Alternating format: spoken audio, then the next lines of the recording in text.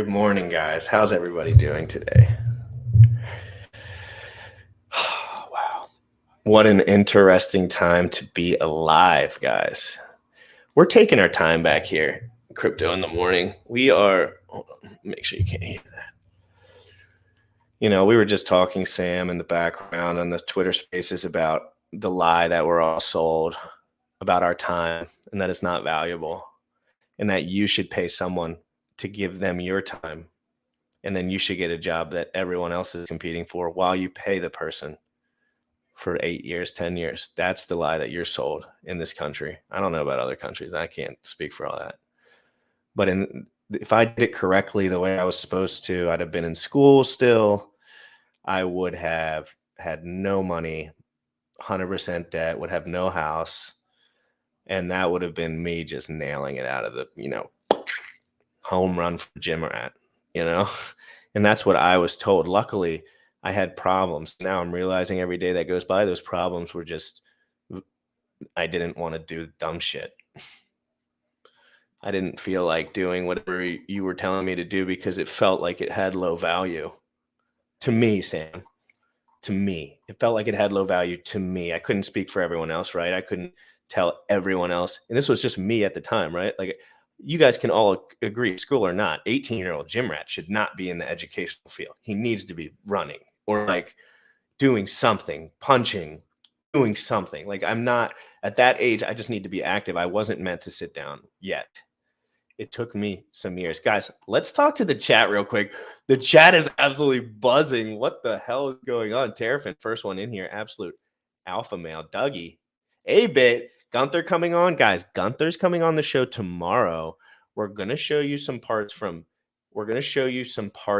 a year and a half ago when he did the OA address audit, so we can let Sam know what kind to expect, and we can all jump through all that. Guys, OA audit, 100 hours of research. Gunther absolutely nailed it out of the water.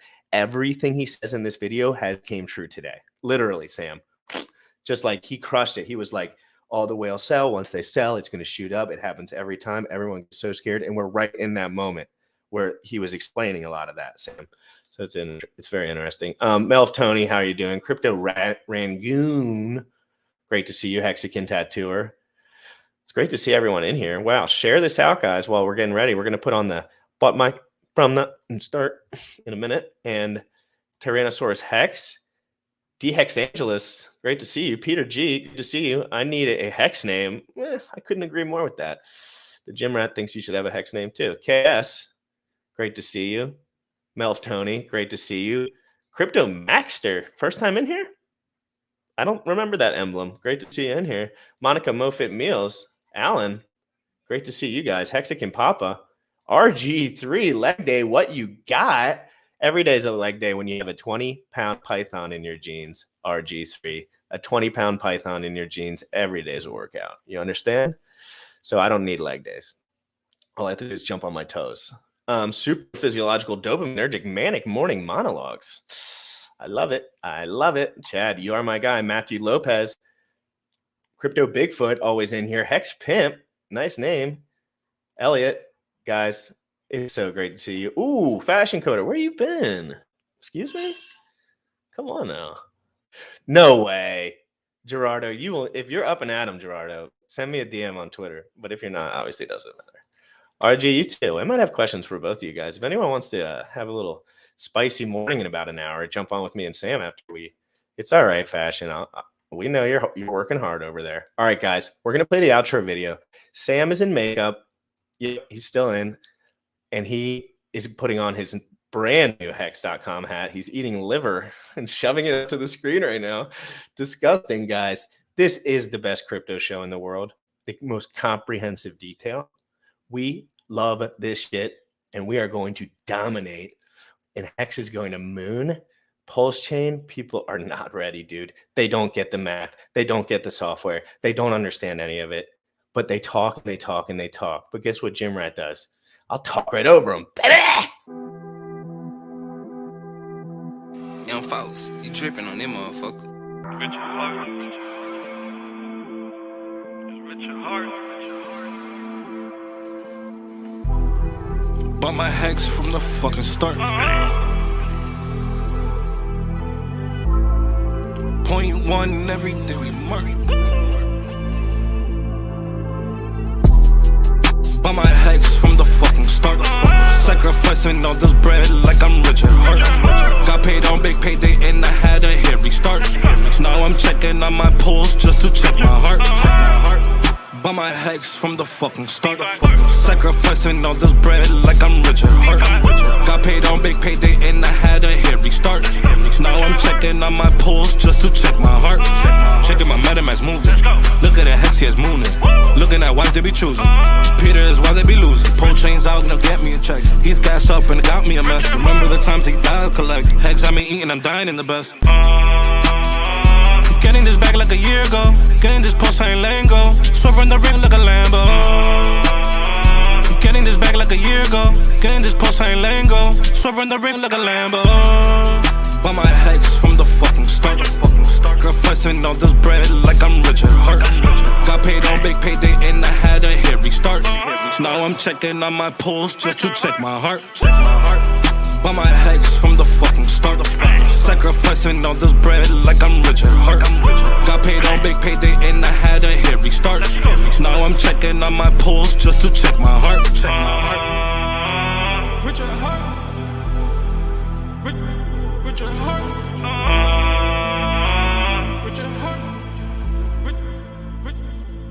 Hart.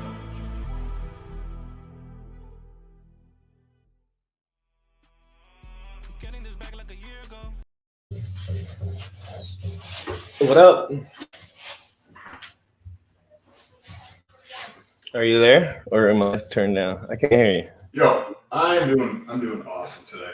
A beautiful morning. Just got back from the gym. Did some legs, and about to get into this OA audit video, which is going to be super interesting. Tell me, what do you know about the OA? What was you? Do you have have you gotten there yet, as far as your research, or you just kind of have been like looking at the outside, and now we're getting more in it? From my understanding, it's like something around 90% of the supply is owned by the OA. It slowly lowers, but yeah, it's under 90. But yeah. Yeah, and that I haven't dove in to actually check that and the quote like other addresses associated with the OA to see what's actually going on. So I'm super curious to actually pay attention to this. Because that OA has a ton of there's a lot of stuff that can happen with that would be a good exercise of one's time if they're planning on putting all of their time and or money into something to fully understand it. And part of the understanding is knowing what's actually going on with the OA audit, right? Like if you were going to start investing into real estate, it would probably behoove you to understand real estate on all the different facets, right? If somebody is planning on putting money into HEX and thinks that that's going to set them free, financially speaking, then they should probably understand all the different aspects of HEX, including what the OA address does, what those other daughter or whatever you want to call them addresses are also doing to get a better picture of what is actually going on. So I'm super curious about this. A little later on, we're going to cover some stuff on crypto debt. There's a couple different ways to take a look at that. So we're going to cover that in terms of the collateral, whether it's a stable as collateral or a volatile asset, like a regular crypto as an asset to borrow against. And then depends on what you borrow. If you borrow a stable against either one of those, or if you borrow another crypto that's volatile against it, it presents or changes the risk profile. But I don't think a lot of people have actually. The main focus of the stream today is to show Sam and myself. Well, I was looking into Gunther because he's coming on the show tomorrow. So I was doing all my research yesterday while I was doing yard work. I was listening to some videos, and I watched one with him and Blue Bum.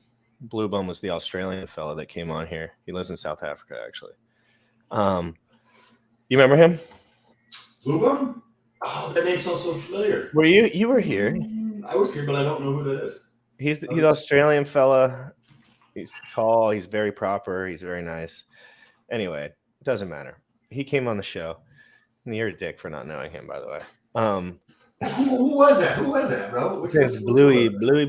Well, I remember Blue Bump, but I don't picture a visual. That's all right. It's all right. Anyway, you'll see him in a second. Anyway. Oh, it was the Australian dude talking to Hedron. I remember now. Yeah, exactly. Yes. Cool.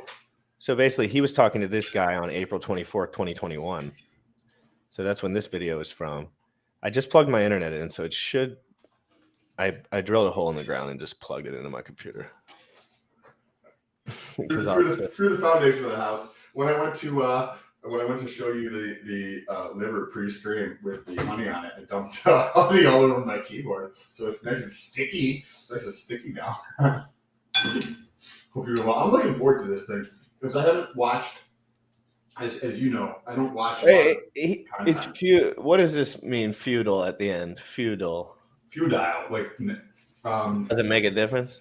Yeah, you're not gonna make a difference. Like, well, you gotta understand shit to understand shit. Like, you know, yeah, you could tell me about sex all day long, but unless I start sniffing around at some couche, I'm not gonna know what's going on. You know what I mean? But this is all just out of my curiosity for what Gunther's done. This was in a time, Sam, where people didn't know the intentions of the OA. But now, as I expand on this knowledge, like, you got to understand that there is ways to not connect yourself, right? This is all this is a rabbit hole that I've decided to go down, right? And it's a waste of time, sure.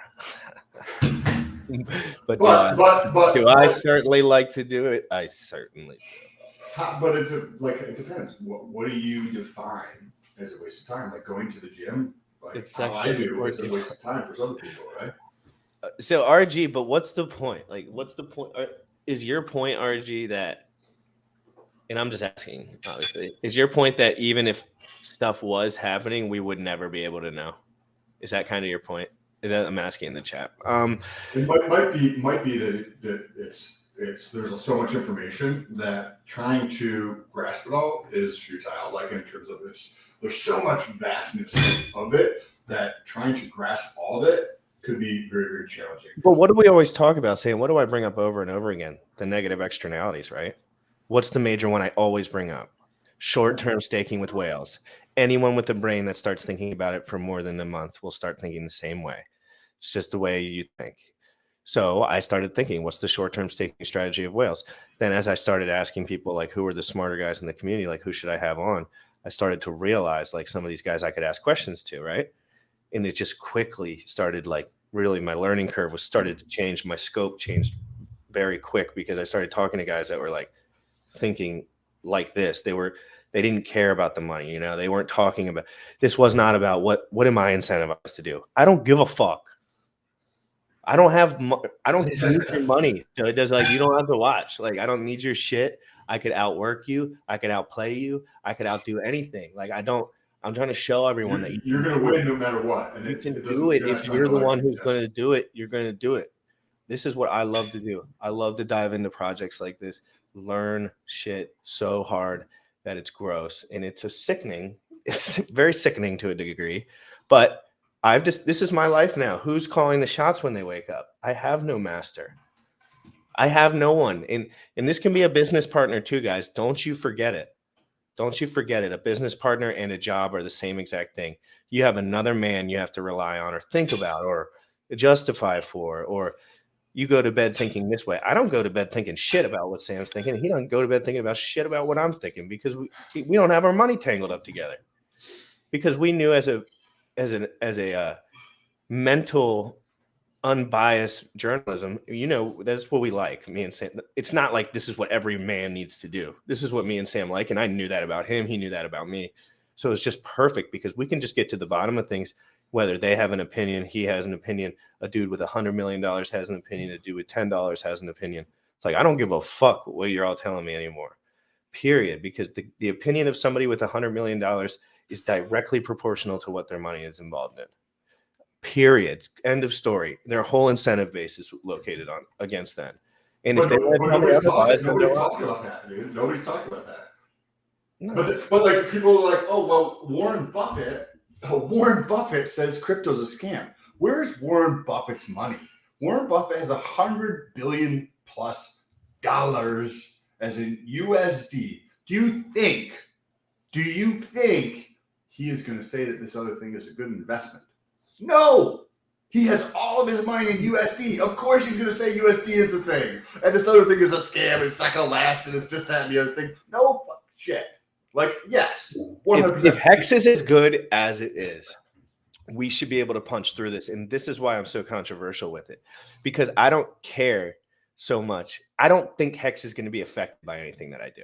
Personally, that's just my belief. Like, if maybe there's a million different things that could happen and you can think about those. I think good things move on without, if certain pieces fall away, like there's no one person in HEX that could fall away, right? It's not me. It's not RG. It's not RH. I mean, it could change the rate of things, but I mean, when is passive immutable yield going to go out of style? I want to know, when does that go out of style? When does free money parked online in a safe place go out of style? The value prop for that, but again, that's why we're getting into the OA right now, Sam. So for anyone in the comments that thinks it's silly for me to get into the OA, I have to decipher all this in my head. This is a long-term investment for me. You know what I mean? I think it's a good use of your time. Like, by understanding what he's talking about in the video, as well as what Gunther's going to cover tomorrow, it helps you create a mental framework to understand things. When we don't understand something, what we try to do is we reference our past history, right? We reference our history of understanding of the world. And so by understanding what this video is going to cover, as well as what Gunther's going to cover tomorrow, gives us this framework to basically create reference for future things. And if you believe that crypto is going to be here for the long term, if you see your financial bag in crypto continuing to expand, then understanding this allows you to have the mental framework you can think of as a tool. Exactly. And if you know the way the OA accounts operate, another great point, Sam, let's say that you knew nothing about the OA or any of the specifics, but you knew there was a $50 billion stake coming out or whatever. And you were like, oh shit, the price could go up or down. This is sketchy. But if you knew that account never had made a move before, I might know that. You might not. I don't have to worry about the bags after that day. You might. You might make a mistake because I know more than you. Sam. Yes. No, that's how it was with Tesla, bro. 100%. I understood what was happening. Other people had no idea what was happening with Tesla. That's how I was able to make more money than most people, because they didn't understand what was actually taking place. It has been the best monetary policy of all time. Nothing new under the sun. It has stood the test of time, and now it's on the internet is all. RG's jacking me up, baby. RG looking swole. GRC. Guys, thank you so much. Everyone, take a second and share this out. If we're about to start the OA audit video, just one of the videos I was watching. Unfortunately, Gunther's not actually present in the video. He's just talking, but Blue Bum is. And I think it was just a very smooth, like, good transition into what I kind of want to get into. So everyone, let's smash the like for a second. Let's play one quick video real quick just to jack everyone up. You can't join the fitness challenge, but you can get prepared to lose some weight this summer, guys. It is absolutely time for you to take control of your health. We have guys in the Telegram group that have lost 50 pounds already. 50 pounds. Another one that's lost 38 pounds. And yeah, they're big boys, but come on, guys, we're crushing it. We're crushing it. And they're back in action. Like, they're going on walks. They're guys. If you want to get ready for life, we got to make sure we're in this together, guys. Let's play this video. Let's go.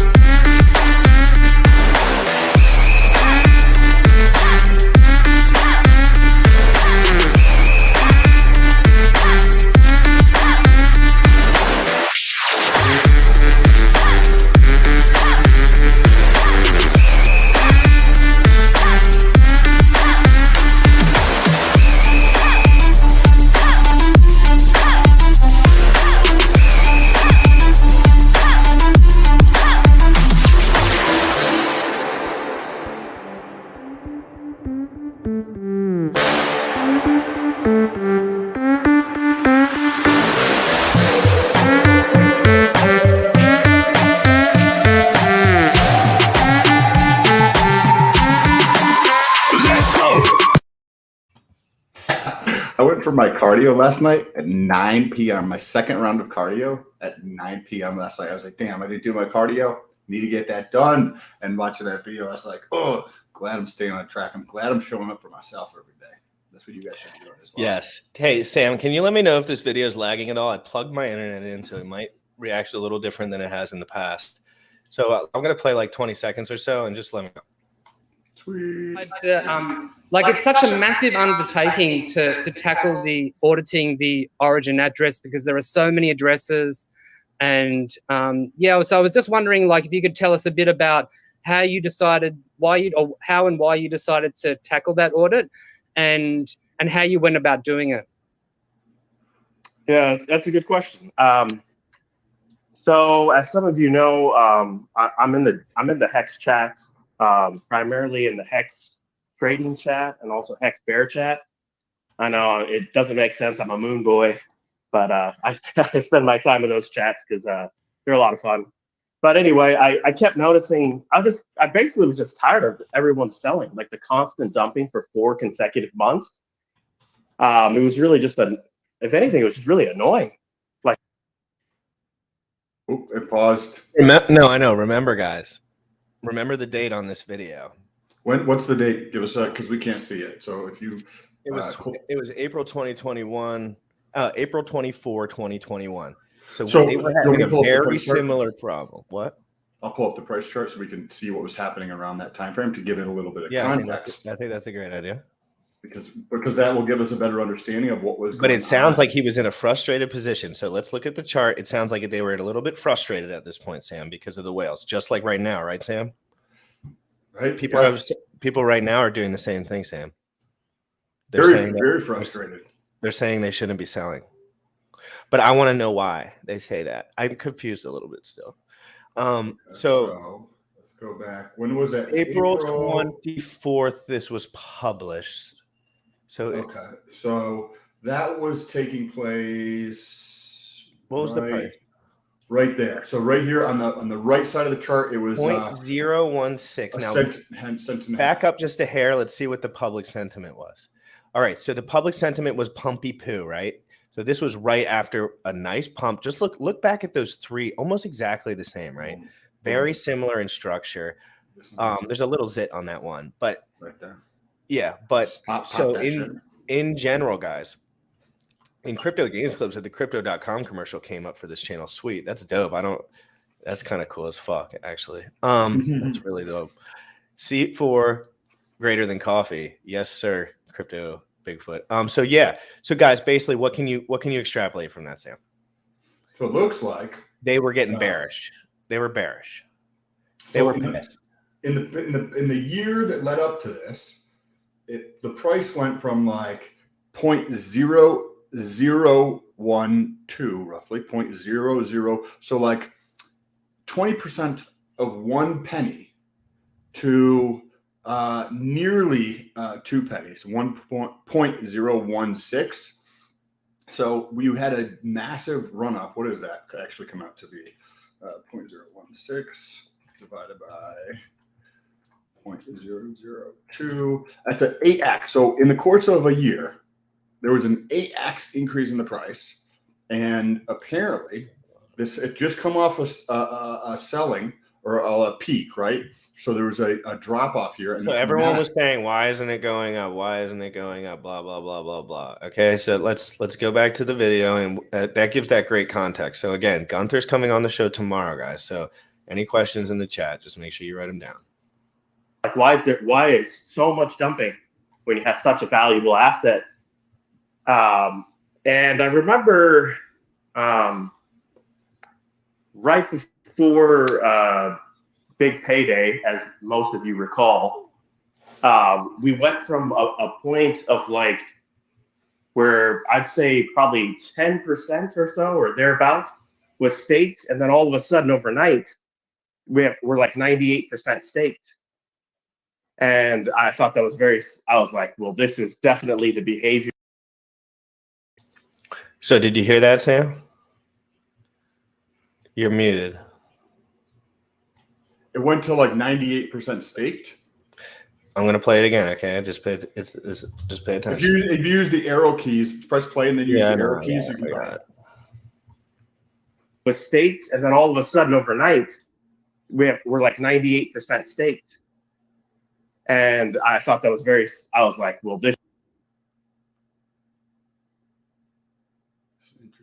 payday, as most of you recall, we went from a point of like where I'd say probably 10% or so or thereabouts was staked, and then all of a sudden overnight we're like 98% staked. And I thought that was very. I was like, well, this. What is he referencing? Big payday. You know, big payday. So big payday was when that big jump on the T-share chart, right? You remember we looked at it yesterday. So there's a big gap on that T-share chart. We can pull it up actually on a. What's that website called? Anyway, it doesn't matter. So big payday. How do you get to 98% staked? Think about it. I don't know. I got to think about it, but he's right. I got to think about it more while we listen. Okay. Because you know that big jump's there. So let's keep talking. Correct. And guys, we're just talking about this where we're. Yes. So so Sam, this whole thing I'm bringing up right now is big payday in like all of this research that he did. This is all realizing that the OA was pushing the price up. That was the point. Like, that's the point of all this research, right? Like, it went from saying like, oh, the OA could be a bad actor, or like there, whatever FUD there was, to like, this was like definite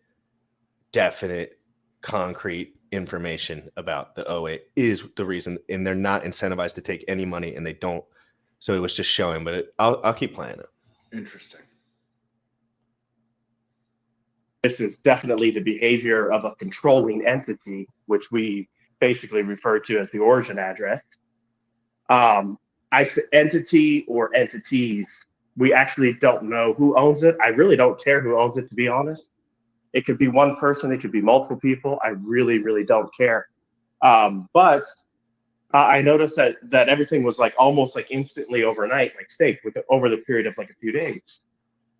So I decided, after all this dumping and knowing all of that information, and also knowing that most of the people in the HEX community suspected for so long that the origin address dominates the HEX market, I actually wanted to go about and actually see if I could, I guess, demonstrate that was true with quantifiable data.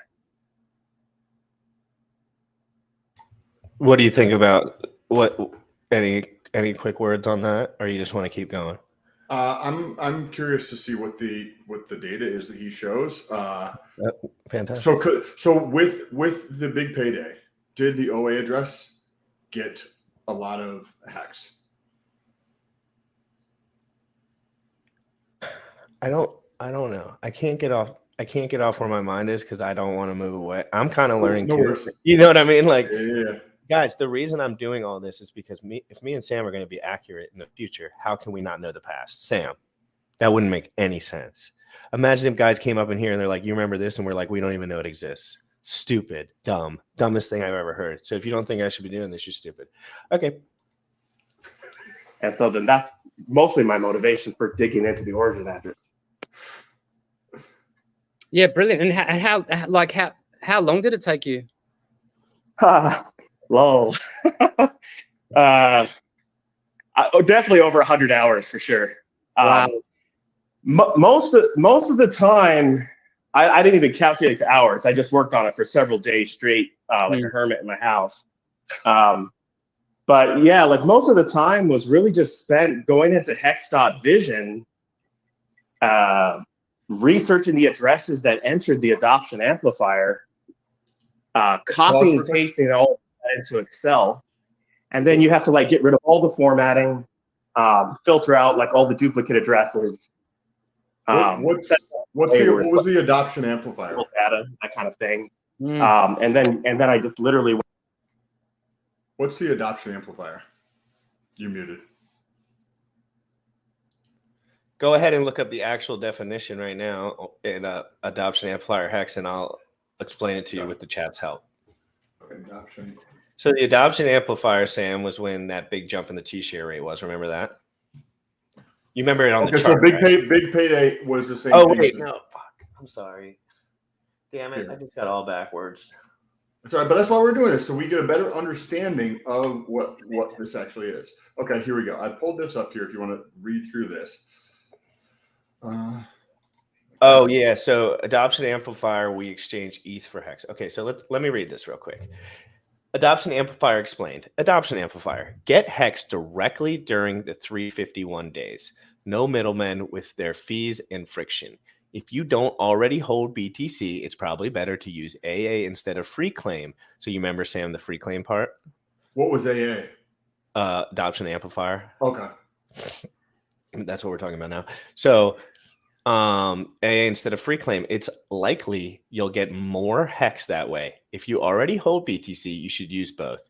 You can hold BTC for the snapshot, then sell for ETH and join the AA lobby day 1 and free claim day 2. The adoption amplifier mints HEX for people that want to transform ETH into HEX. Send your ETH to the lobby. Daily, your percent of the ETH sent to the lobby transforms into the same percent of the HEX available that day. I don't care about this. Okay. Go down to the why is it important. I got to look at the specifics another time. Why is the AA important? To onboard the 99% of the world that doesn't have BTC, that didn't have BTC at the snapshot, great point, refers can't get people time travel back before the snapshot and buy BTC. True. They can onboard users to the AA. Onboard more users globally with no middleman is massively important. Probably 10x adoption.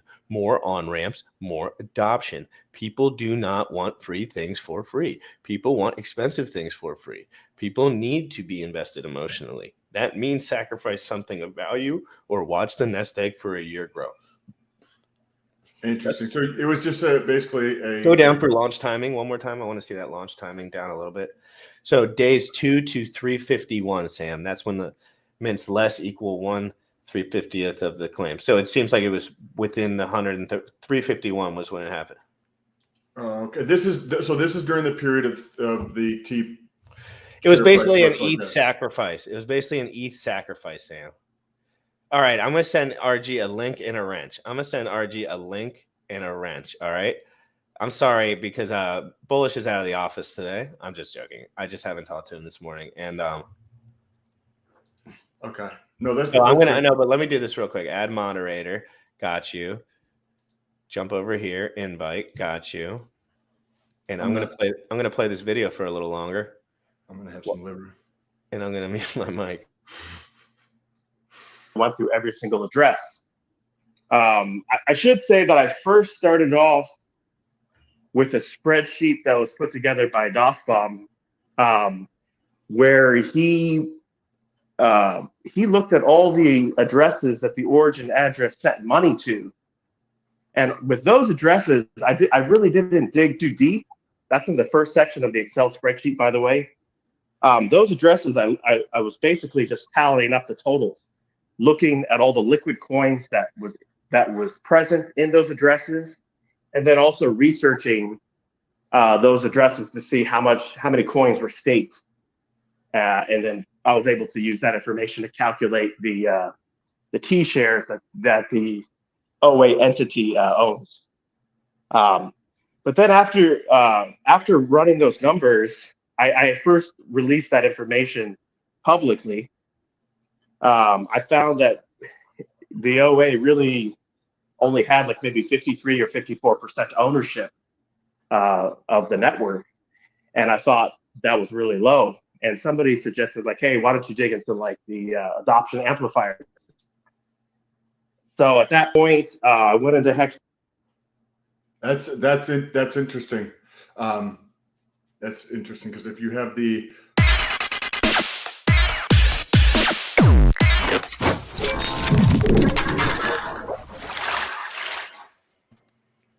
Yeah, boy.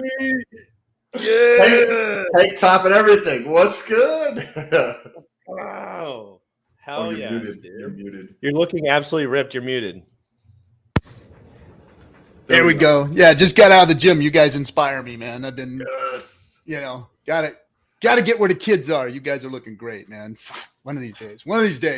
But it's all in the kitchen. It's all about the kitchen. Dude, so RG, we could basically ask you all these fucking questions, I guess. All these questions. I don't know how well I'm going to answer them because, look, guys, one of the things that I like doing is like Gunther and I are really good friends, and he talks to me on a regular basis.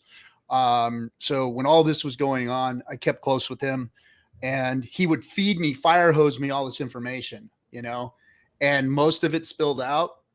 But I knew what I needed to know because I know macroeconomics. I know how macro affects your life, and learning the micro shit and getting yourself all what I like to call like freaking analysis paralysis.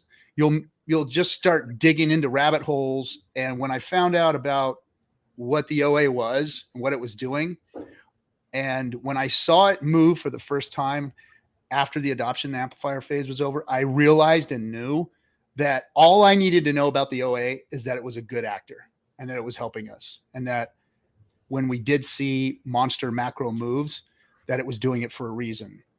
And so this adoption amplifier but it is important to know that, right? Like for the people that exactly. And that's what I was, when I heard you speaking, I was like, he's absolutely correct. You need to be. So what I needed to do was internalize this and go, okay, I'm okay with it now.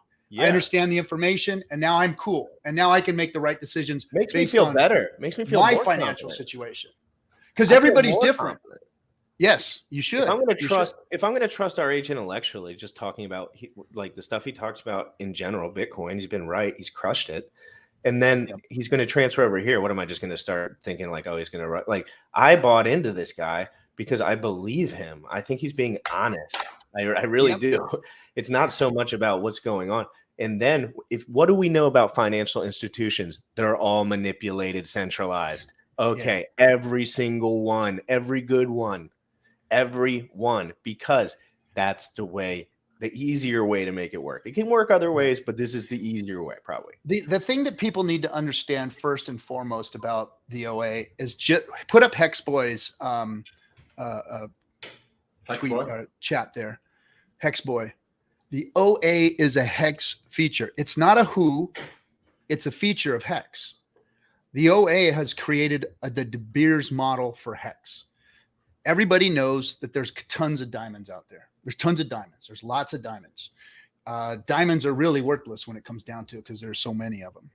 But De Beers has done something by taking and hoarding all the diamonds and locking them away and letting little bits out and quality bits out. So now the price of diamonds has increased. The want for diamonds has increased. They created that scarcity by creating what they call the De Beers model. And Richard kind of replicated that by building the OA. And however the OA operates, functions, we don't know. We don't know if it's an entity, a group of entities, or what that operates it. However, what we watched was, when was the first time that it was going to move? When was the OA going to do something? Was it going to do something nefarious, which everybody in the crypto space outside of the Hex community was talking about? We all had our worries and doubts. Believe me, that OA period, that first year was nothing to be freaking. That was shaky. Dude, I cannot imagine, dude. I cannot imagine what people were saying. Imagine what people were saying. It was insane. And any of us that had any faith or confidence in it, you know, those of us that are in the chat right now, we were getting pounded for being, you know, Richard Hart maximalists, freaking cult guys, you know, followers. And what we were all in the back rooms talking, like Motley's in the chat now. After our streams, we would all sit in the back room and we'd go over this and over this and over this. And we talked about Gunther's, you know, what he's watching, what he's seeing. And we were watching the Ethereum come in, go out. We were watching the whales. They were moving on those days. We would all get in thinking that we were getting a good price that day. And then the whale would push the price up and we'd get less Hex. And there were days where it was good and days where we lost, and the whales were playing whale games. And that's what everybody's got to remember, is that we're all in a different position in Hex. We're all in a different position monetarily, our age, our risk tolerance, all of these things. Everyone's different. And you've got to see, you know, are you a guppy swimming with the sharks, the fish, the sharks and the whales? I mean, all that analogy is perfect, because you know, in order to be a shark, you got to swim with the whales and eat the fish. In order to be a fish, you got to be able to eat the little fish. The little fish got to eat the crustaceans.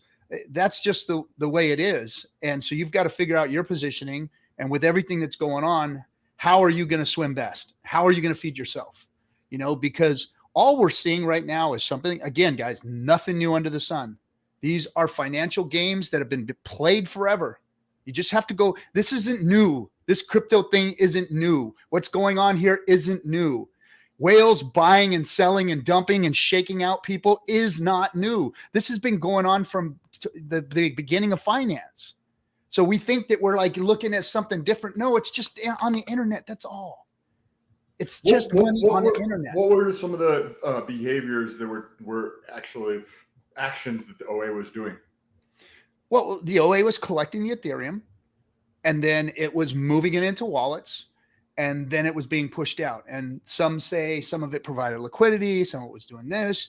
So the HEX is coming in, and then Ethereum's coming in, HEX is going out to these other addresses. No. Ethereum is going out to these other addresses. HEX was just being accumulated by the OA and by all of the people that were buying into the AA lobby. The AA lobby was just a daily sacrifice of ETH for HEX. And nobody knew what the number of that HEX was going to be based on how big that pool was. How many people and how much Ethereum was going into that pool every day was based on was going to tell you how much HEX you got for your Ethereum. So you could have went in there in the morning and put down 100 Ethereum and you had 100 HEX just for number's sake. And by the end of the day, a whale came in and dumped a whole bunch of Ethereum in there. And now you're only getting 25 HEX for that 100 Ethereum. So that's what the AA lobby was every day, dealing with that, looking at the whales, watching them move. And then it was like, okay, at one point there was a time where arbitrage happened and the HEX was cheaper or on the exchanges versus AA lobby. So people were trying to arb it. And then we saw some movements that stopped the arbitrage. And at that point, that even angered somebody who was arbitraging, and he started FUDing HEX, built his own coin, the whole thing. It was like our biggest dip at that time because he jumped out and FUDed the whole thing and brought a bunch of people. What was his name? Or is that not allowed to say? I don't even want to talk about that fucking clown. What's it start with? The first letter. Well, his project was Weiss token. Okay, I just wanted to know if it was someone. A cat named Peter, and he's a freaking pleb. So lots of the same people. His people came at me.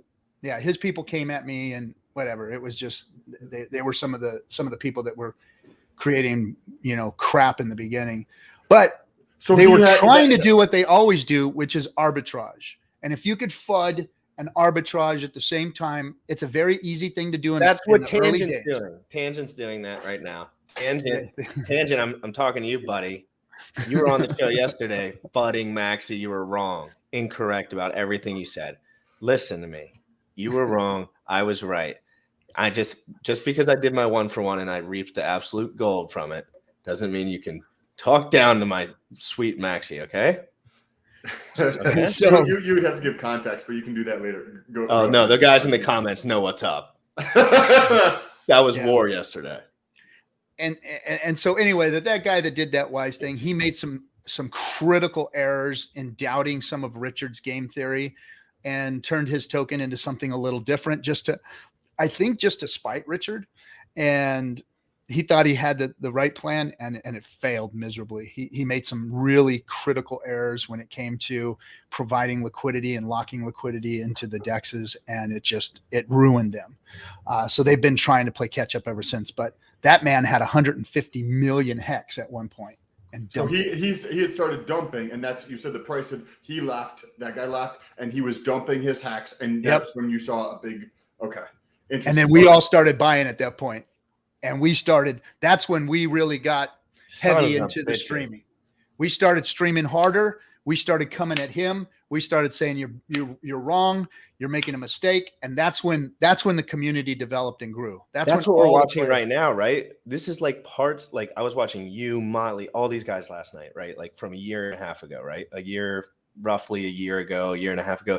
And it's, you guys were doing what I feel like I'm doing right now, feeling the same way, right? Like you were thinking, you were learning, you were like, holy shit, your eyes were all big all the time. You were like, Yep. oh my, you and Motley were like coming up with new ideas in your head, like that you haven't thought Yep. about yet, you know, Yep. for the first time. And it was like, oh my God, it's so inspiring. And then But hearing here's the guys, problem. what? Here's the problem.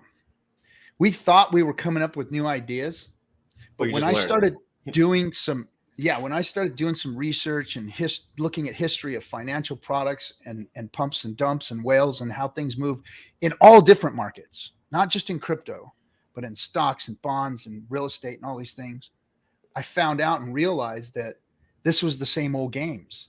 It's the same old games. There's nothing new. Now, we have some nuances because there's some new game theory because of how these things were created, but that's always the case. It's just a little twist on everything, you know? So there's a little twist here, and we just had to learn the twist.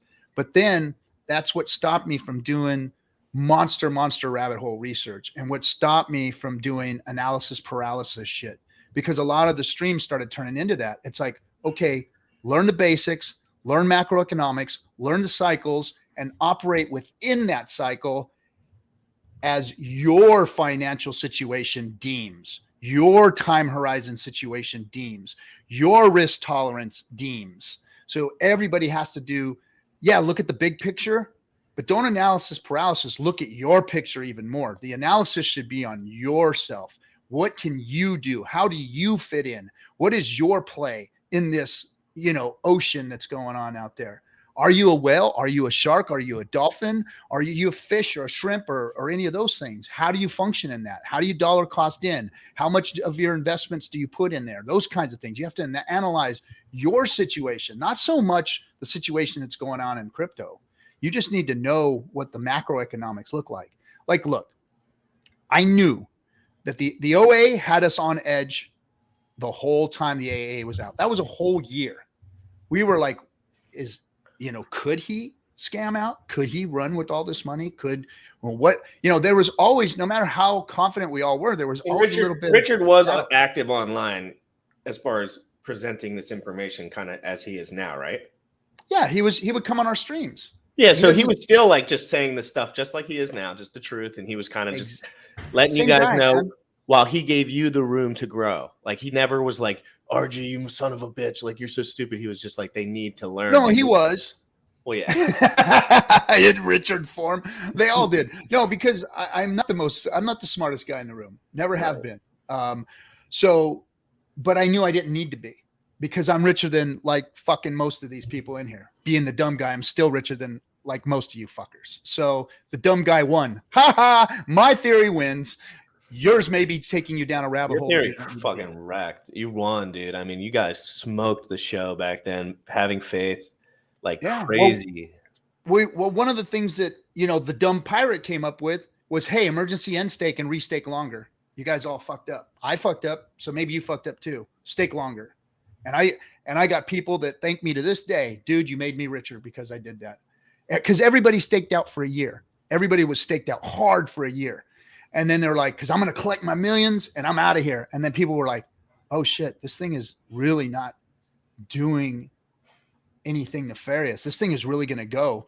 Oh shit, share price is going up higher and higher and higher. Holy crap, I bought those things for 60 cents. Now they're 150, 300, $500. Oh shit, I fucked up. I got emergency end stake my shit, pull it out and restake it longer.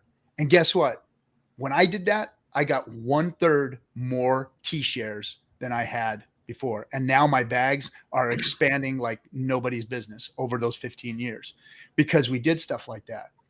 And PVM says RG3 saved my life, dude. Screenshot that.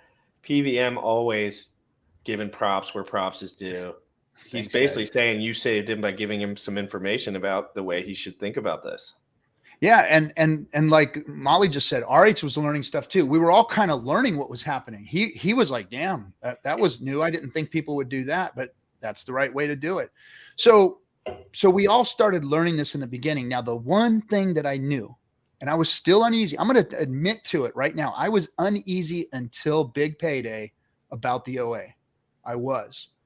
And I didn't see coming what came. Some of the real smart guys saw what was coming, and I should have saw it too.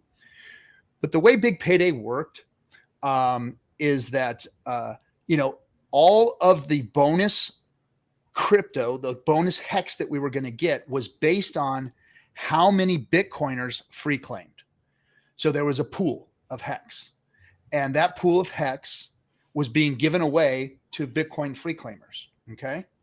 And it kept dwindling down as Bitcoin free claimers would come in, but it was a big pool of HEX. And at the end, when the big payday came, the rest that was left over that wasn't claimed was going to go to all of the stakers. We were going to get it. So if you were staked out, you were going to get that. And it was monstrous. It was so big. Like we were all looking at that number going, oh, holy shit, we're going to get this big old bag of freaking HEX. It's so like awesome. what like, so if you have a large amount, say, you know, 1 million HEX, you're getting 2 million HEX, or you're going from 1 million to 1. It was like 2.5 at one point. I mean, it was so big. It was so big, right? Like, and then it started dwindling. And then what we saw was right before big payday, people started buying and staking HEX for like 30 days. Buying and staking for 30 days, buying and staking for 30 days. So price of HEX started soaring. The amount that we were getting in the adoption amplifier for big payday, or I'm sorry, and for big payday was going down lower and lower and lower, but it was still big. And we were like, damn, man, these people are front running this thing. So what did the OA do? The OA said, I'm not going to give all this HEX to all of these guys that are getting in for 30 days and going to dump it on the heads of all my stakers. So what the OA did is it came in and it staked so much HEX that pool dwindled down to nothing. Like, so that those people that were going to dump, now all of us hate. Wait, can you explain that? Can you explain that again? So going into there, we see, like I would do that, right? If you're like, oh wow, there's a big bonus happening in 2 weeks from today, if you do this action today. So it's like, it makes sense to do it. So everybody was staking, right? So everybody's staking, buying HEX and staking. Price of HEX is going up. Oh my God, I did not know Wales was in the bigger. green room. Wales is in the green room. He got hidden under my little icon there. Wales. There you go. I didn't hear the beep. What the heck? Hold on, guys. Hey, biceps in the chat, guys, for Wales. Yes. Throw a bicep up, RP. Come on. I need it for the screen.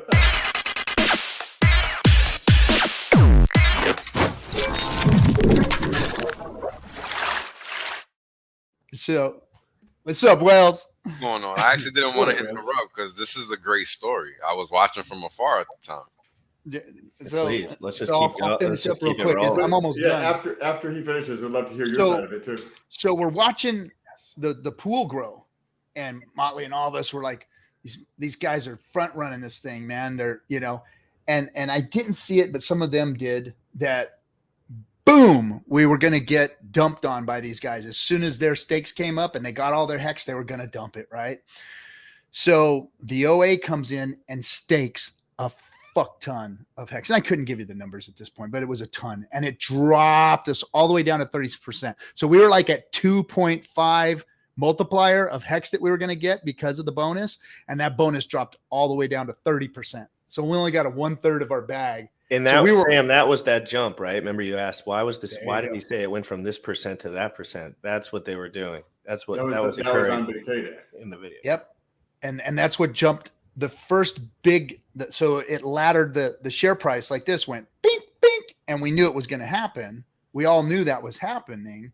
So we were like, wow, it's going to be going, you know, continue to go up and to the right. But what the OA did was, it didn't act nefarious. It acted into the good of the stakers and the people that were staked long. It did something good for being a good actor within the ecosystem. So if you were a good player, you did the right thing. Basically, the OA rewarded you by not letting those people dump on you. And it took all that HEX from them and didn't allow them to get a hold of it and dump it. So it didn't stop the dip. It still dipped, of course, but it didn't dip as hard as it could have. And that's because of the OA. Now, at that point, I knew what the OA was. I knew it was a what, not a who, that it was there to protect us, that it was there to protect the ecosystem. And who knows what it could do in the future. If it needs to regulate on exchanges, or if it needs to help regulate HEX, it could act as a kind of a Fed, you know, type situation. So that was all I needed to know. I started looking. What's that? Oh, so My bad. so that's I all right. accidentally turned on the video. All I needed to know at that point, I'd heard all of it. It's gone here, and some of it's gone there, and some of it's gone here and there and there and here, and boom and boom and all over the place. And there was just all this rabbit trail, and then it would end up in a tornado cash situation, and you'd lose it, or it'd go into an exchange, and then you'd lose it. So it was like, okay, well, what's the use of climbing into that rabbit hole? I know what the OA does. I know what it's there for, the De Beers situation. I know it's acted in good faith to long-term stakers. So I know what it is. It's a good function of HEX. Do I need to go down the rabbit hole and find out where everything's going? Some say yes. I say no. I need to know macroeconomics because I haven't got enough fucking space left in this brain or brain cells left to try and get all that shit. In every financial institution that's successful, like we always say, this is how they do it. I mean, not directly same tokenomics, of course. It's totally different. But they support their own shit. They market it. They fucking buy it back. Like they do what they can to support their own thing. And so really, it's just a digital version of what we've already seen. Just like RG always says, guys, we have another special.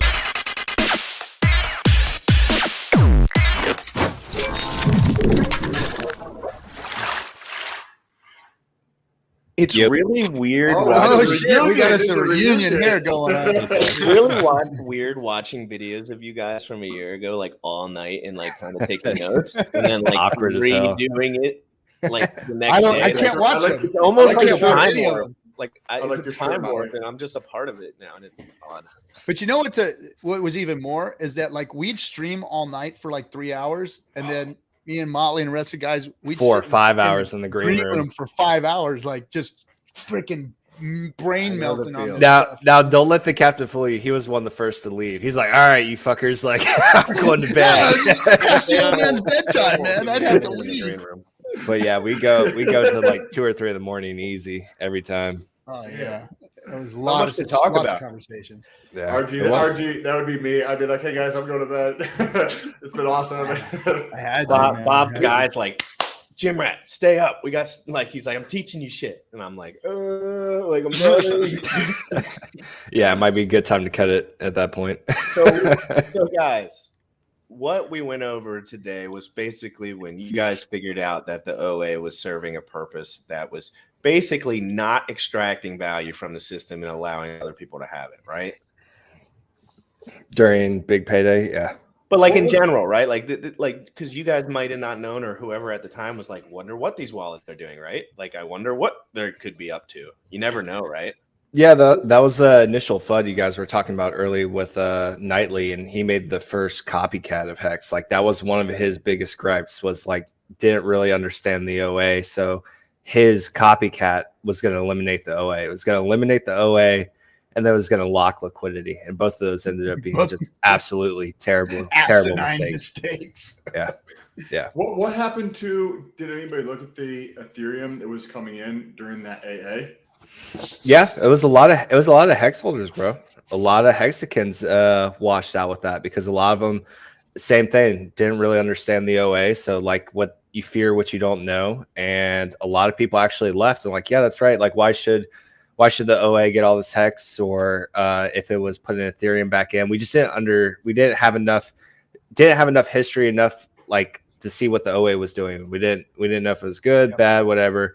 We suspected it's Richard, but we'll never officially be able to say yay or nay to that. We don't know if it's a group of people, but we just didn't know what its intentions were. We didn't have enough to go off of, and people just feared it. So like that was the first FUD. The first copycat eliminated the OA, had locked liquidity, and clearly they just didn't understand what they're doing. And if you go and look at that copycat chart, it's just pure death. And there's actually, I think there's still hundreds of millions of Ethereum locked up in their liquidity.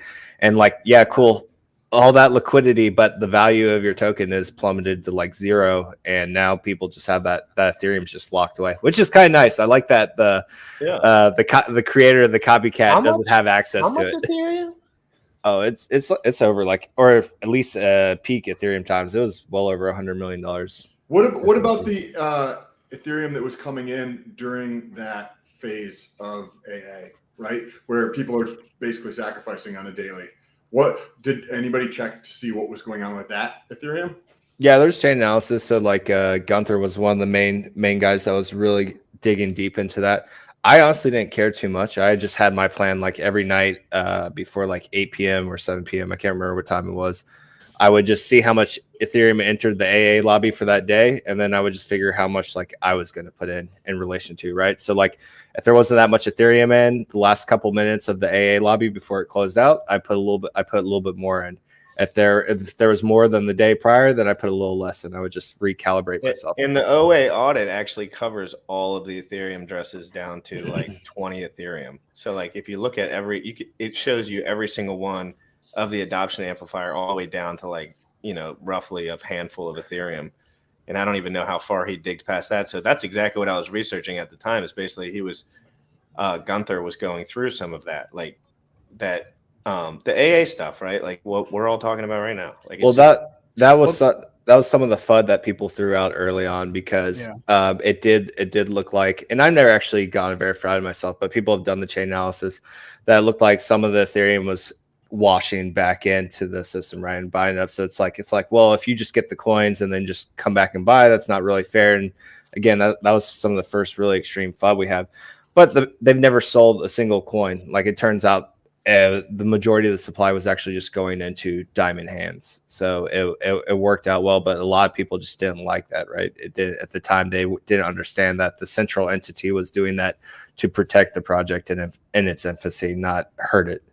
Yeah, protect the price and to keep arbitrage from getting out of control, because arbitrage was getting really on days where there would be a big disparity between what was on the exchange and what was on the AA lobby. So that would leave an arbitrage opportunity for somebody. And then we'd see a big dump, and people were using it versus like trying to level into the system. So the OA was helping to regulate some of that. And so everything I saw, it was acting like a good actor. And then I'd hear things from like Silver the Antidote and Gunther. They were doing the early chain analysis on all of this stuff, on what was going on. So all I had to do was know that, okay, well, step back and find out why is this Ethereum moving? Why is it going into here? And what is happening within the ecosystem? And we were seeing arbitrage in the early days of the AA lobby. We were seeing people do this. So once it started to get regulated, then things started to smooth out. Once we got done with that big FUD and that guy dumped all of his HEX, and he's the one who really started all the FUD. And I call him by his first name. His name is Peter. And he was the one that really kind of started the monster FUD. And it got everybody's eyes on HEX and the OA, and it just went viral through Twitter. And then we were just like bombarded. I mean, that's when the real battle started. And we were like, that's when you guys started streaming a lot more. Yeah, we were in it. I mean, every day we were taking arrows and swords and you name it. They were coming at us hard. And a lot of people left. Silver the Antidote, I asked you to come on stream. You said you don't really like going on YouTube streams, and then you popped up on Hex Tangent stream. And I was a little bit confused because Hex Tangent's calls have been wrong for 6 months straight. I think everybody needs to. It can't be a respect thing, right? I mean, Tangent's a little emotional. I've got so much history with all. I mean, a couple of years only, but so much history with all these people, and not everybody is a bad actor or made. Some people have made mistakes. Don't get me wrong. I've made mistakes. We've all made mistakes. But to be, I guess, defined by a mistake, these people have all done a lot of good things in the community and worked really hard. Like Silver, he's worked really, really hard. And has he made mistakes? Has he said things? Has he done things? Of course he has. We all have. But we can't be defined by those. We have to go back and look at history and see what everybody's doing. We're all learning this stuff. We're all trying to make it in this thing. And so I think everybody should just kind of give everybody a little bit of slack and see the value of everyone and what they've done in here. Because like everybody has passed on a lot of good information. Like I said, like Silver was one of the first guys doing analysis and bringing it out there. And, it was good information at the time. Again, deeper than we needed to go, because really when it comes down to it, you just have to look at the macroeconomics of everything and how your investment strategy fits within that. Not everybody in this stream right now has the same investment strategy. We all have different investment strategies, and not everybody has the same size bags in this stream. So, everybody's going to be different, but you got to look at the macroeconomics and see where things are going. And hey, and if you want analysis paralysis, but there's something to be said about learning from somebody else's mistakes, or learning from people who have the wisdom and the knowledge of the past that you're looking at, so for what it's worth, all the work that guys like Motley and myself have done over the last 2 years, shit, man, just go back to some of our old streams and look at our channels and see some of the stuff that I did. Watch how we discovered, and watch how we talk now versus how we talked then. And that should be a hint and a half for your ass, because we've become extremely successful in Richard Hart's ecosystem, beyond successful. I mean, that's how good it's gotten for us. But that's because we continue to trudge through this thing and keep going, and take some of the stuff and throw it away, and take some of it and accept it. That's what I try to. I was having a conversation with a newer Hexagon in one of our Telegram chats a couple days ago, and that's what I was trying to tell them. It's like I realize that sometimes us as the OGs can be less sympathetic because we are in that secure position today. But then I related back to him. I was like, I am in that secure position because I continue to do what I did back then today. And that's continuing to DCA when the opportunity presents itself. And like, now's that opportunity, right? Like, so like I made a buy a little while ago, and now I'm just waiting on more capital to come in. I'm going to do the same thing. Like, I mean, it's going to get worse, guys. Like we're in the bear market. I'm sure Wales can speak on the macroeconomics of what's coming our way, but I think personally it's going to be getting worse. So I'm getting as much dry powder as I can now, and just prepare for it. And that's what's got me through each one of these dips, each one of these copycats, FUD cycles, everything we've gone through. And then that afforded me the ability to be in a much more secure position than I am today, that maybe necessarily I wouldn't have been during the first 1 or 2 dips. So like I try to be understanding of what new guys are coming in, but the same actions that got me to this point are what I continue to practice today. And it's irrelevant of my position in the ecosystem. Yeah, I want to talk about the macroeconomics for a minute, and I'm gonna point to Wales on this one after I ask the question. So, I'm not clueless, but I'm just going off of what other people are saying at this point. My friends like Motley, everyone, but I don't know the deets, right? Tell me. Obviously, bear market. Obviously, Fed's raising rates. Obviously, shit's going down, right? But as far as how far HEX can go, and I would love if you could comment on these upcoming stakes that are coming out, because I've been trying to research like upcoming stakes, but I'm still kind of like haven't prioritized. Can you just tell us the macro scene, since you're the macro guy? Wales. You might be muted. Or I was on mute. Sorry. Oh, my bad. You're good. we need Marco here to be like Wales mute. Did you hear that? Did you hear what he was saying? Yeah, I heard him. So it goes like this. When bear markets start, everybody reacts, right?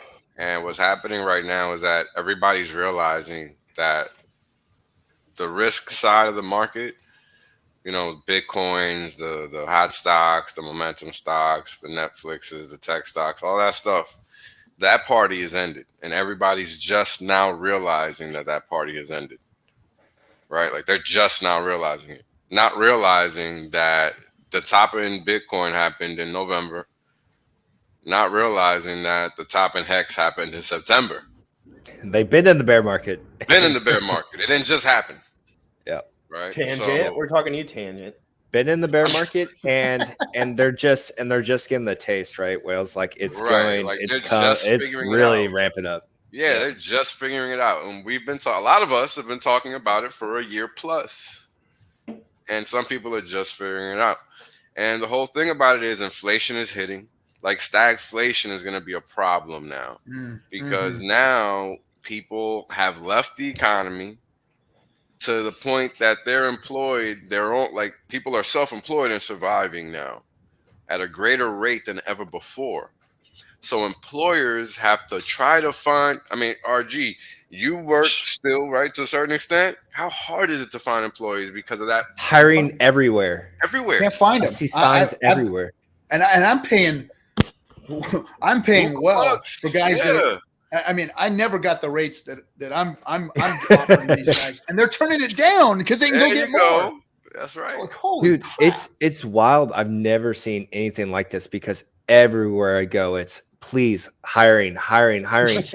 Everyone's got a skeleton Please. crew. They're paying maximum amount of money they've ever paid, and it's just not enough. Like people are Not just enough. like no. And I don't know what's like so well. So like, what's going on there? Like, are people just not working? Like, how are Right, people it's a tough surviving? one. This Are we is what like? I think. This Oh, is what I scary. think. What I think is that people are honestly just saying it costs just as much to get to work, to and from the work, as it does to work. You got to eat at work, right? Because when you're not home, you got to pay for food if you're not bringing it from home. And a lot of people, when they work far from home, they got to travel, commute far. They don't have the time or the energy to get home and cook. And if they got kids and all that, forget it. $7, even more- $8 gas, childcare, Oh, food. By the what? time you finish your workday, you're probably only bringing home about 2 to 3 Bro. hours of what you worked that you can actually who- put cash who- in your pocket. Who if actually that. wants to go into an office like that? Like I quit working 3 years ago. But And that's it's the like, point. why would anybody want to do that? But today? that's the point, right? Awesome. But that's the point. Now people have so many other options than they've ever had before. People can do Uber. People can do Uber Eats. They can do DoorDash. They can do all these crazy different things and make money. That didn't exist in the That past. didn't exist in the past, and they're not encapsulated within that unemployment number. They just no longer exist within our economic system. And it makes it seem like if everything is all right. But when you're looking at the rampant inflation and you're looking at the wages that are being paid or offered, and then you're looking at the fact that these employers are not finding employees, you got to ask yourself, what the hell is going on? Food, like, how are the supply chains getting convoluted as well? So you got all this printing that happened over the past 2 years that, people, some of us have been screaming from the rooftops, all hell is about to break loose, right? Like all these things are just now finally coming to a head. So it's all of these different, like imagine you have like 5 asteroids enclosing on the Earth at the same time. That's basically what's happening right now, just to the economy. And people are just now realizing it. It's crazy. It's just the Tangent beginning. wants to It's just debate the beginning. RH, but I think he needs to get through GRC first. There are levels. To this. I agree with that. I need a moderator for a debate with this Tangent, and it might just ruin his career. No, I'm totally joking. Man. I like Tangent. Every I like day. He's so nice that to give him shit, he never gets mad at me for giving him shit. He's like, no, dude, it's cool, dude. It's cool. Yeah. I'm like, dude, you're supposed to say fuck you. Like, Yeah. He's like, He can't. He doesn't have it in him, man. He doesn't have no, it. he's like, dude, I get it. No, He's a but I great love guy. Tangent. Tangent's awesome. Wales, do you have any thoughts on the last part of what GRC was actually mentioning in terms of there's several hundred, at least, I think it is several hundred million hacks that are coming out over the next week. The bow wave. In terms of stakes. Well, hey, man, let's hope whoever that is dumping. That's Let- all I'm saying. I'll speak.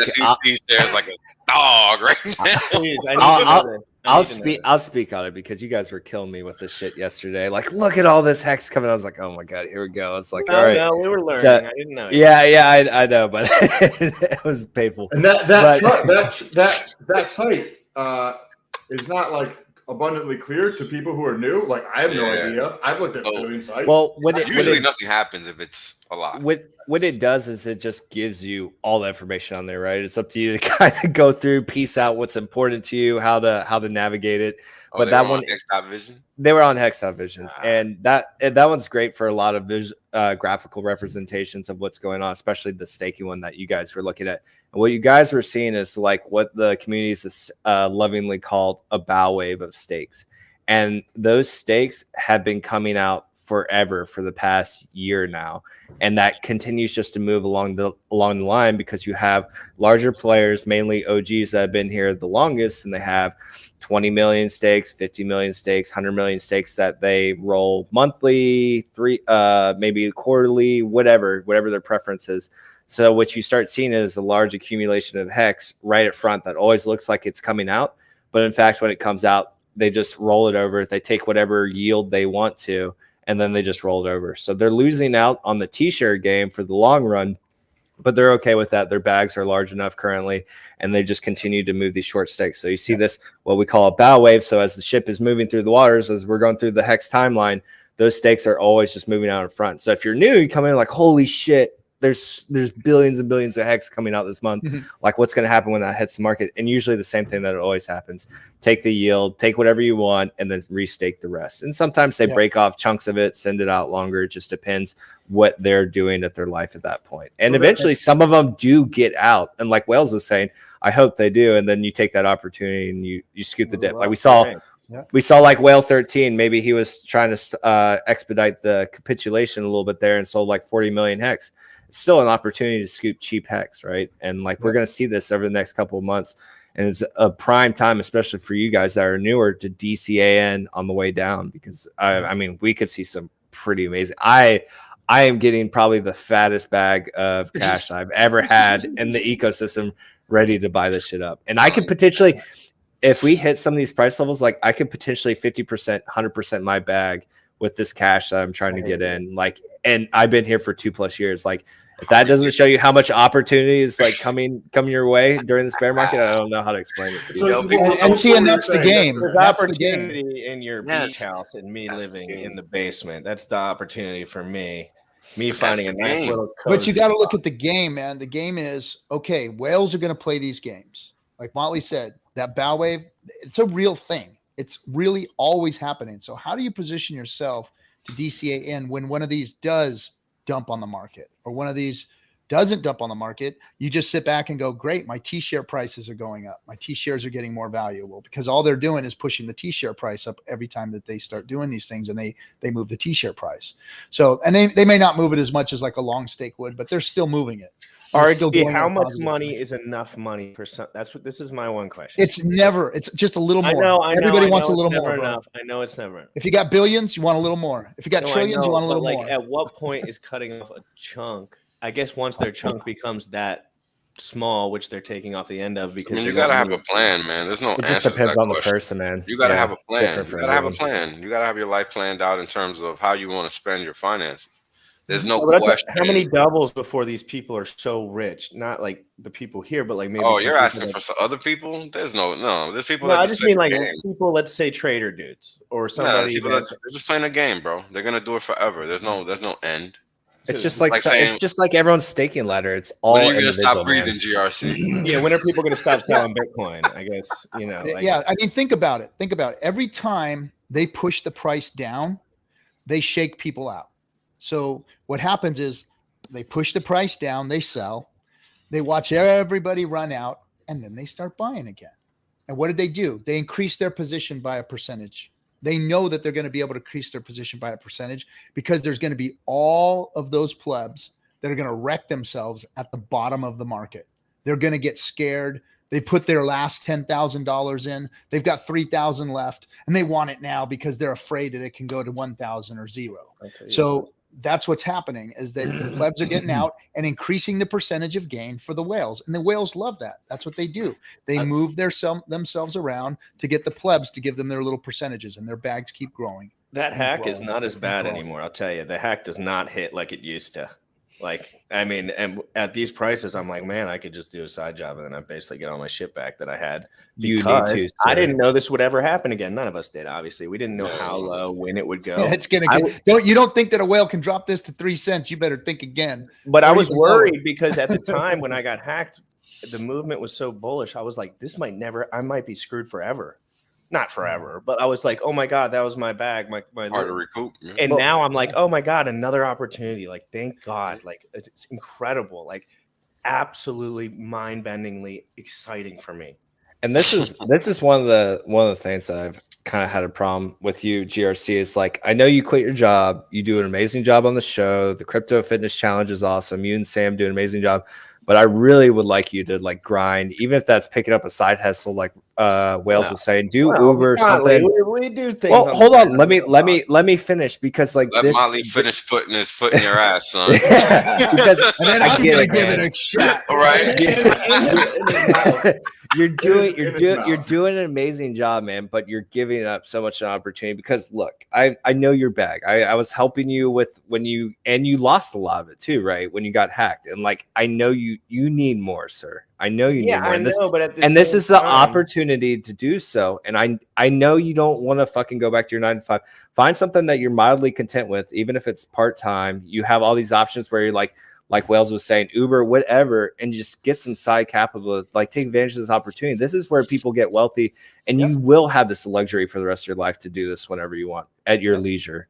That's the whole name of the game. still Even if dollar it's cost averaging the same way I was when I was working, same amount. So Same until amount. that goes away, I'm not fucking going back to work. I'd rather die. same amount. I say What I'm gonna do is continue. I do stuff on the side though. I don't document some of the stuff I do on the side for sure. Okay. Let's not say that stream thing. yeah. You know, that's what I'm saying. I don't document that. If you talk to my close friends, they'd be less worried than you are, like on the feet. But again, I don't like to document everything that I do on the internet. But I know exactly what you're saying, and you're 100% right. Like there's not a point you're wrong about. I'm a very odd ball guy, and I don't find making money hard. Like making money to me, not difficult at all. Like, so I have a couple streams that have been working great for me, and I've kept it right about. I lowered my cost basis so much, and I'm right about at the same dollar cost average range that I was when I was doing before. That's the key, man. So it's like $1,000 a week. But that's the key. The key is you're controlling your expenses and always trying to increase your disposable income. Yeah. Because look, I streamed yesterday, and I know you were in there, but I don't know if you were in there the whole time. But the whole premise of my stream yesterday was trying to get people to understand that they need to look at their pocket as if it's a balance sheet, right? You got to have cash, but you also got to have crypto, man. But here's the thing. As we know, we need fiat to live. Until further notice, we need to find a way to create that balance in our pocket so that we're always accumulating that thing that's going to give us more fiat, because fiat is a disintegrating asset. It's not something we can rely on. So we need to have that thing that's going to give us a foundation to get more fiat. And I'm sorry for the background noise, but I live in fucking New York. Yeah, well, we're with this bear market, we're entering that kind of phase of cash is king, and it's like a balancing act, right? Like you do want a lot of cash so you can buy these depreciating assets. You know, they're finally going on a damn discount. It's about time. And I know for me personally, like the assets I want to hold during the bear market ones are going to be the yield bearing ones, right? And especially something like HEX that just gives you that kind of isolation in the crypto market, and it has some of the best yield that's ever existed. Like it's a no-brainer. Like that's what I want a majority of my position outside of cash in. Like I want it to be in HEX. I want it working for me throughout this entire time of this bear market we're going through. I mean, it's kind of like, think about it like this, right? If you had a 9 to 5, your rate of return on your time is fixed. Capiche? When you have something like crypto working for you, your rate of return is variable. However, over time, the guarantee is to you, because you are the house in this instance. The dollar is a consistently depreciating asset. It's always going down in value. You cannot lose when you're betting against the dollar. And that's something that you as a young man have to understand. Any young person that's listening. I mean, you know, look at us right now. We've been in HEX for a long time. We're over here talking like little kids. Right? We're excited because these prices is not anything we thought we were ever going to see again. I'm so excited, dude. It's incredible. Yeah. I'm sorry I had to leave for a second. I got some people fixing the stereo on my TV, but I wanted to say something to Jim Rat about the work thing. One more pile on you, buddy. Go ahead. I'm still working. I've got generational wealth that won't stop. I've got businesses that are generating wealth that, you know, could retire me from any job that I could have ever had. And I've got like 3 of those businesses. And HEX is, and the amount of Pulse that I've sacrificed for and PulseX that I've sacrificed for are also going to be generational wealth forever. But I'm still doing what Motley's doing. I'm still dollar costing in. Yeah. I still got a job, and I got a job for a couple of reasons. One, because I'm trying to finish up a project that I promised this company that I'm working for, and I'm not going to be able to lay my head on my pillow at night unless I say I finish this. But also, especially if I didn't have a bag like mine, and I was new, and I had gotten hacked, and I was in, man, I'd be getting every freaking penny that I can into this thing right now, because HEX's price is down. Pulse is coming out. Pulse HEX is coming out. These things are going to, more than likely, you're going to see 150, 250x. Why in the hell would you not be dollar costing into a system like that for at least another year or two? And I mean, and I'm not getting after you, because I know your personal situation is your personal situation, and No, to each his I own. totally get it. But right now, as much money as I could get right now, if I was a new person, if I was a young person, if I was getting in right now, I would be doing everything I could to put every freaking penny that I had into a system like this, because of what we've seen. When we first started and we were in the AA and we were dollar costing in, I mean, if I had it, if I had hindsight and I could go back and look at that, I would have done so much more. There would have been properties sold. There would have been all kinds of things. Now You'd be looking at the Godwell 2.0, everyone. We'd all be Godwells. But I looked at my situation, what my risk factor was, and 10% of my portfolio is really all that crypto can get, and that's what I did. Again, hindsight 2020 would have been aping myself in a lot more. Now, if I was to get in now, knowing what I know about the RH ecosystem, knowing what I know about all the people around me and what they're saying and how smart they are and how they've been watching this thing. Like, look at Wales, look at Motley, look at what these guys are saying on a regular basis. The reason they're saying what they're saying is because they've been through this already. They know what's coming. We've been watching this thing for 2 years, working within it for 2 years. So I would take heed of that. Everything that you can get that is not going to wreck you financially. Like, obviously you're living in a good life, but if to be honest, guys, I have so many things that I have to work on before I need, like, I'm not settled yet. Like, and I'm not talking about money. I'm talking about, like, within the system. Like, I don't trust my security in 10 years yet. I don't trust my security in 8 years yet. I don't trust people at all. And I don't at all believe that, well, in the money thing, I totally get, like, that's 100% true. And I am making money, and my expenses are like $800 a month. So for me, making money is, like, not that difficult. But the amount of money that I'm used to, of course, I could be making way, way, way, way more and dumping it in 100%, 100% true. That's the point. But at the same time, it's like, I was so far behind the learning curve. I would have never even been close to this point. I would have never even been in the position where I could learn. Now you are. Now I am. So what decisions are you going to make? I'm just going to keep grinding and hustling like I am now. Like, I mean, you don't gotta give an answer now, but you better think about it, because no, for sure. I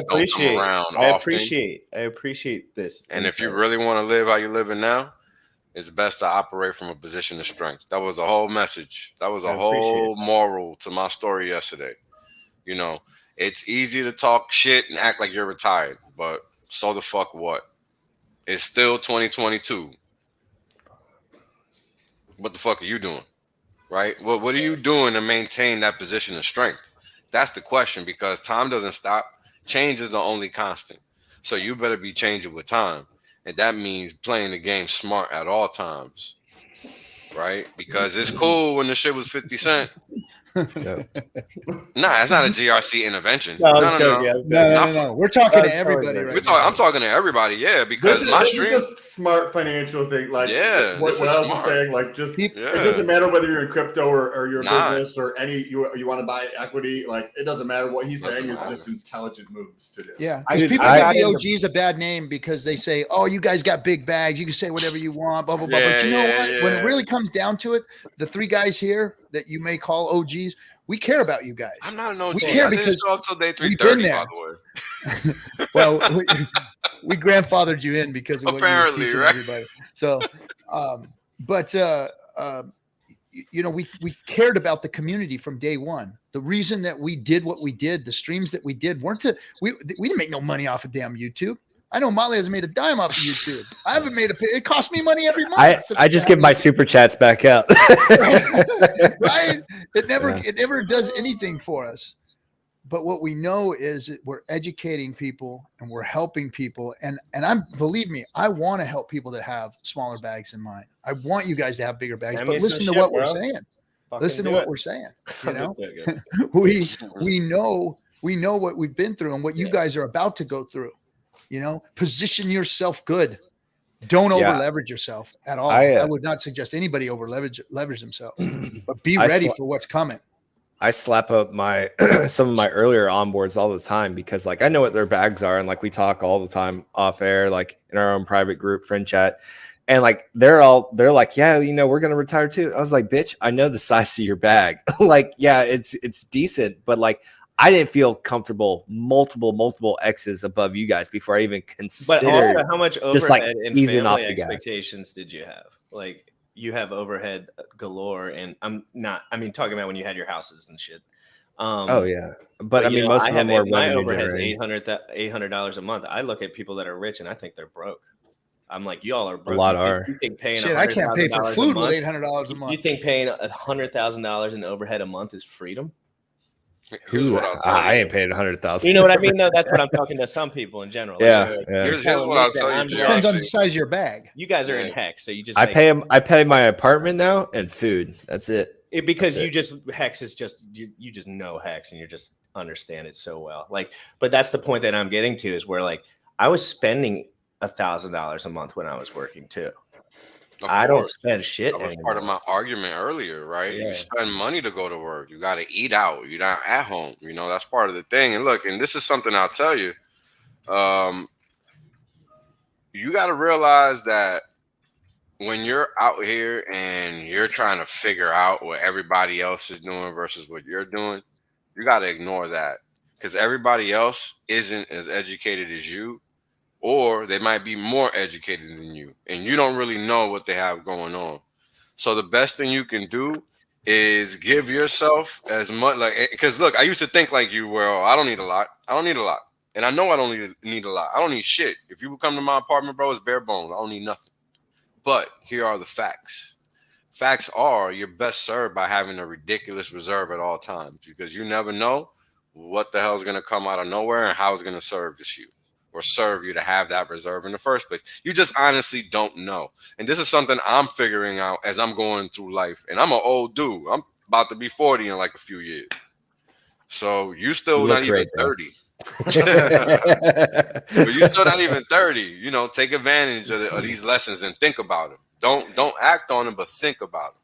It was just always my mindset going through this whole process. And like, I mean, not even just this predated HEX too. It's just like, I just wanted to grind as hard as possible early on. So I didn't have to be that 65, 70-year-old waiting on my social security check, like scraping by. My body's broken down. I can't even enjoy retirement anymore. Like I never wanted to be in that position. I don't think any of us here or in this chat want to be in that position either. Like we want to set ourselves up so we can retire as early as possible, spend time with the family that matters to us most. Like we want that as early as possible. So what is grinding 1 or 2 more years when you found the right asset class that can grant you that freedom? What is 1 more 2 years of just maybe working the most absolute fucking shit job you hate? Is it really that much of a sacrifice if it buys you the next 10, 20, 30, 40 years of your life? Like to me, that's nothing. Like I would grind the fuck out of the shittiest job in the world. And I've been grinding my whole life, man. I'm 54. Yeah. I don't think grinding is the right word for it because it's like, if you want to talk about grinding, I outgrind everyone I know. So if you want to talk, if this is about grinding, it's like I'll outgrind everyone every single day. It doesn't matter what I'm doing. Doesn't matter who's paying me. Doesn't matter where the money's coming from. We'll turn it towards capital, so then you can then harness that by an asset. Like what can you do? I mean, just because I don't want to do. But you just said you're essentially making the same now that you were before. So I wouldn't consider that grinding. You should be making more right now if you're really grinding as hard as you can. I'm thinking that the information that I'm gaining over this period of time is more valuable than the excess money. But during this period of time, I'm going to get hacked again with during this period of time, like HEX will outrun your grinding ability. It just will, as far as price appreciation, the yield comes. That's So them you, guys. so, Yeah, so but it's you, like, so I mean, you, $1,000 a week Not to that me. every day. J-Rat, I'm just trying to tell you, Hex I will know. outrun via price appreciation yield anything you can grind. It just will. That's why. So I like sacrifice when the you get whole that when you get thing. this opportunity, like you really do want to strike when the iron's hot. Yeah. Here's This the dip will actual- disappear. This dip will disappear, and Here's the it'll be. actual. I'll help spot it on the disappear, chart. hopefully, in a little bit. It'll be a spot I'd on like the it to chart, and you'll be disappear. like, man, if I could have got in down here, that would have been nice. Well, here's the actual counterpoint to GRC's statement. Mhm. And again, this is not an attack on GRC. Oh, it's it's just, all right. you know, it's common. It's no, because I used to be a young 20-year-old knucklehead. I know. I remember how I used to think. I He's think like, about he's like, this is not against GRC. I used to be stupid. yo, hey, Hey, everyone in my life has always told me I It's was all of wrong. us. It's hold stupid. on. You know what I know what's No, funny? you ain't wrong. People think I'll be talking to them in the chat, but I'm really talking to myself. Yeah. Right. I'm talking to myself all these times that I'm talking to just in general, that I'm like you, whatever, and people think I'm talking to them. No. I'm talking to me. This is how I learned all these things that I now know, is by making all these dumb mistakes that I'm imploring you don't make, or that I'm advising you try to steer clear of, or at least think about what's being said. Because RG's making good points, Motley's making good points, I'm making good points. The valid points, you got to think about it.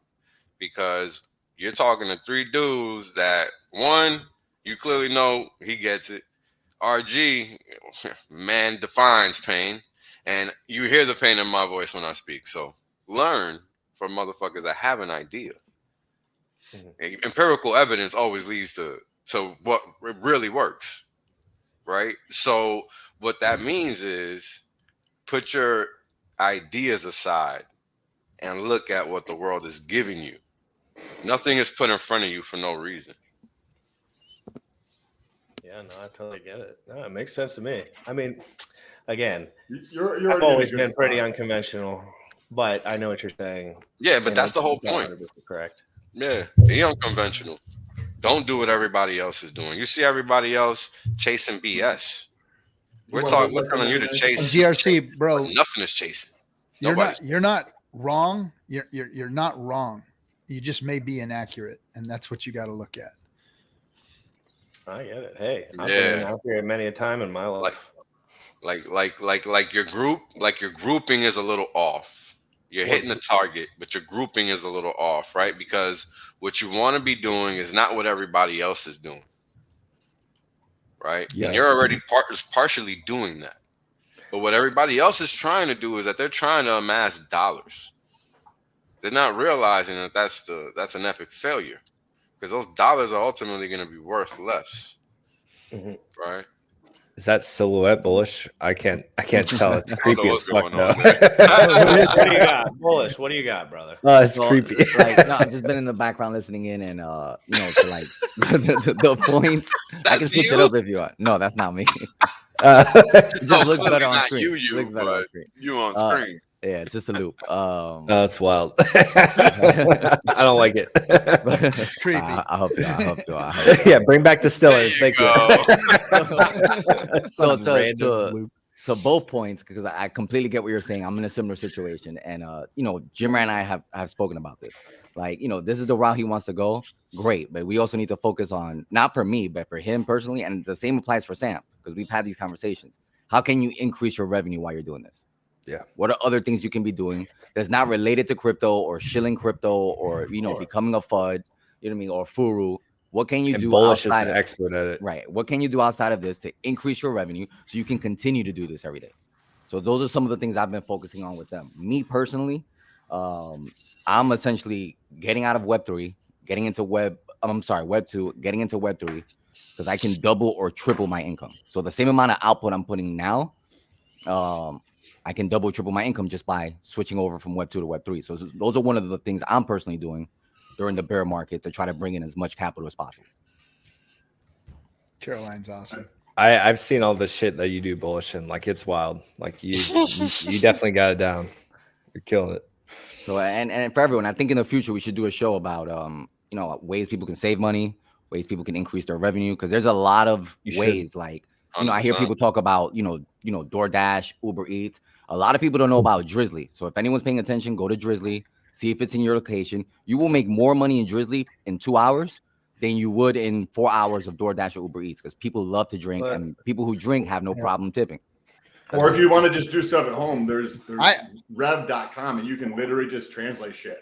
I literally had some big sheets of aluminum that I'd had on the side of my house for years that I was like, oh, one of these days I'm going to take them to the, recycle and get these things, And so finally, as Hex was getting started, I'm like, man, I gotta get rid of that shit and get that into Hex. And I did. And now I can't even tell you how much that is now, because that was like, that was when Hex was 0.0000 something, 5-6 cents or whatever, and that turned into a big piece of bag right there. See, these are the kinds of lessons that people need to hear about, man. Right? I remember I got rid of my watches. I love my watches, and I had like this just like small little collection. It was only like $5,000 to $7,000, but I would look at them and it's like, do I need all these? I was just like, if I sell them now, like I can buy them back tenfold over in the future. And this, like RG3 said, is very early on in Hex. And so I sold all of them, but I think I kept one. And yeah, like you said, it's wild when you look back on it. It's it was such a smart decision to just get rid of all that useless crap, the Gary V style of the stuff you don't need. You're like, wow, that $5,000 collection of watches I have now is just hundreds of thousands. It blows your mind. Yep. And we're getting ready to see that again, because every time anything dips like this, anything, it recovers, and then it makes all-time highs again. Look at Bitcoin. Look at all the dips. Well, not anything. Not anything. No. The right asset will recover. Yeah, let's word that better. Things go to zero. It's different. When we see a rug pull, this isn't a rug pull. This is sideways. This is correction. This is shakeout.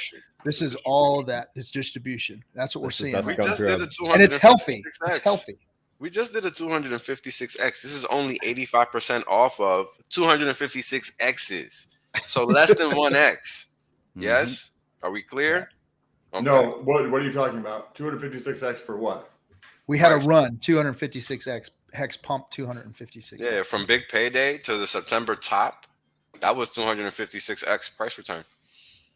Over the course of a year and a half or something, 256? I was at 10 months.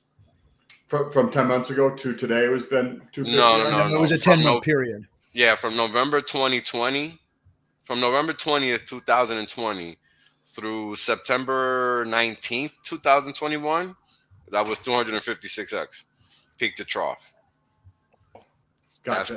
I just didn't know what you were referencing when you were talking, if you're not giving context for it. Cool. I think this is super valuable information for a lot of people in here.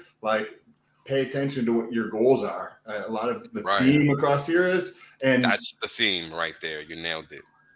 Yeah. And there's a lot of different ways to do it. There's a lot of different ways to do it. If you're feeling that you don't have enough cash or whatever the case is, control your expenses, but you can only cut expenses so much. But there's no upper limit to how much you can make. That's right. How creative are you? How resourceful are you? How hard do you want to hustle at it? And hustling doesn't necessarily have to be 18-hour days necessarily. It can be how hard are you willing to push yourself to think about things or talk to new people so you can learn new ideas and new ways of doing things and connecting in different ways. Because there's a lot of different ways to make money. A lot of different ways. And that's the key. That's the key right there. Yeah.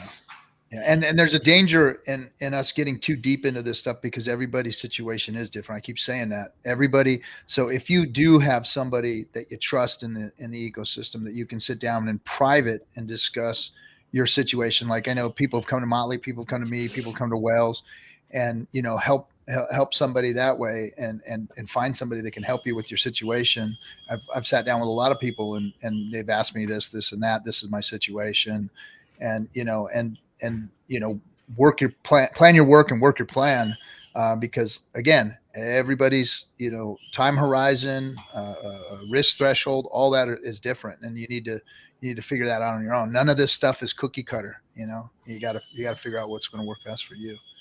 And that's we're going to best for you based upon your goals and your objectives. And everybody tells themselves different stories about what shit means in the world. So that's part of what he's talking about. You understand what you're telling yourself, because the shit that I tell myself is different than what these people tell themselves. And the same thing for GRC, same thing for monopoly whales, except for everybody here tells themselves slightly different stories about their reality in life and what they want out of life.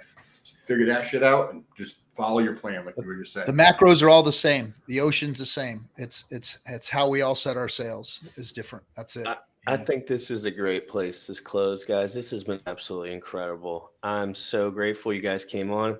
Really awesome watching you guys do the same thing you're doing now, but taking a different role, right? It's you guys have, made businesses. You've changed a lot since then, but your ideas were exactly the same. And that's crazy if you really think about it. Like, you guys weren't, imagine any other crypto. You go back a year and they're saying the same shit. Come on, that's some bullshit. I know right It's just away. like the hex code. Do you understand why? But do you understand why that's possible? Because it's software. It's done. That's right. It's the product. It's That's over. right. It's just like That's right. And it's incredible. That's right. So, guys, I'll leave you at that. Wow. Hex to the absolute moon. Pulse chain to the moon, guys. Prepare yourself for war, guys. Keep your little fingers off the sell button, you little dorks. I will be out of here. Young folks, you tripping on them motherfucker. Richard Hart.